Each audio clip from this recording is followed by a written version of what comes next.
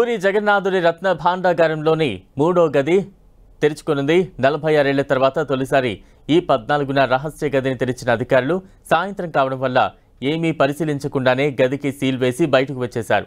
రహస్య గదిలో గోడకు 5 అల్మారాలు ఉన్నాయని, ఆభరణాలు ఉన్న కొన్ని పెట్టెలు పడి ఉండటాన్ని చూశామని హైకోర్టు విశ్రాంత న్యాయమూర్తి జస్టిస్ విశ్వనాథ్ రథ్ తెలిపారు.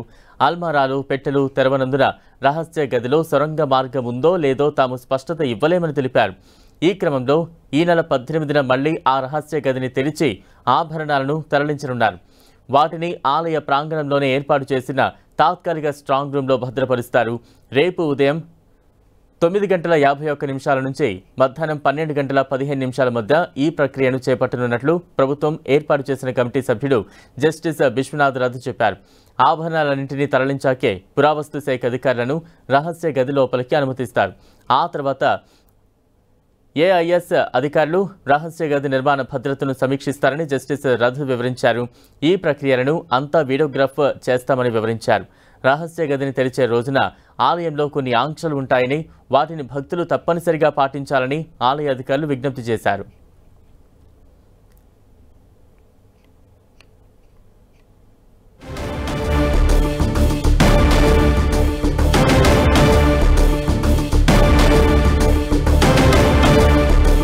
పూరి జగన్నాథుడి రత్న భాండాగారంలోని మూడో గది ఇవాళ తెరుచుకోనుంది. 46 ఏళ్ల తర్వాత తొలిసారి ఈ 14న రహస్య గదిని తెరిచిన అధికారులు సాయంత్రం కావడం వల్ల ఏమీ పరిశీలించకుండానే గదికి సీల్ వేసి బయటకు వచ్చేశారు. ఇవాళ మళ్లీ ఆ రహస్య గదిని తెరిచి ఆభరణాలను తరలించనున్నారు. వాటిని ఆలయ ప్రాంగణంలోనే ఏర్పాటు చేసిన తాత్కాలిక స్ట్రాంగ్ రూమ్లో భద్రపరుస్తారు. ఉదయం 9:51 నుంచి మధ్యాహ్నం 12:15 మధ్య ఈ ప్రక్రియను చేపట్టనున్నట్లు ప్రభుత్వం ఏర్పాటు చేసిన కమిటీ సభ్యుడు జస్టిస్ విశ్వనాథ్ రథ్ చెప్పారు. ఆభరణాలన్నింటినీ తరలించాకే పురావస్తు శాఖ అధికారులను రహస్య గది లోపలికి అనుమతిస్తారు. ఆ తర్వాత ఏఎస్ఐ అధికారులు రహస్య గది నిర్మాణ భద్రతను సమీక్షిస్తారని జస్టిస్ విశ్వనాథ్ రథ్ వివరించారు. ఈ ప్రక్రియను అంతా వీడియోగ్రాఫ్ చేస్తామని వివరించారు.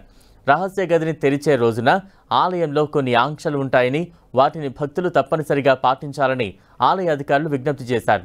అయితే 14న కమిటీ సభ్యులు గదిని తెరిచి లైట్లు వేసి చూడగా లోపల అపూర్వమైన బంగారు, వెండి ఆభరణాలు, రత్నాలు, వజ్ర వైఢూర్యాలు, పుష్పగోమేధికాలు భద్రపరిచిన చెక్క పెట్టెలు, అల్మారాలు కనిపించాయి. ఇంకా ఆ రహస్య గదిలో 34 కిరీటాలు, రత్నాలు పొదిగిన స్వర్ణ సింహాసనాలు, మహాలక్ష్మి అమ్మవారి వడ్డానాలు, కొలువు దేవతల పసిడి విగ్రహాలు ఉన్నాయని అంచనా వేస్తున్నారు.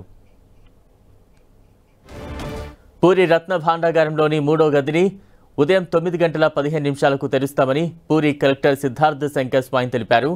11 మందితో కూడిన సభ్యుల బృందం ఉదయం మూడో గదిలోకి ప్రవేశిస్తుందని చెప్పారు.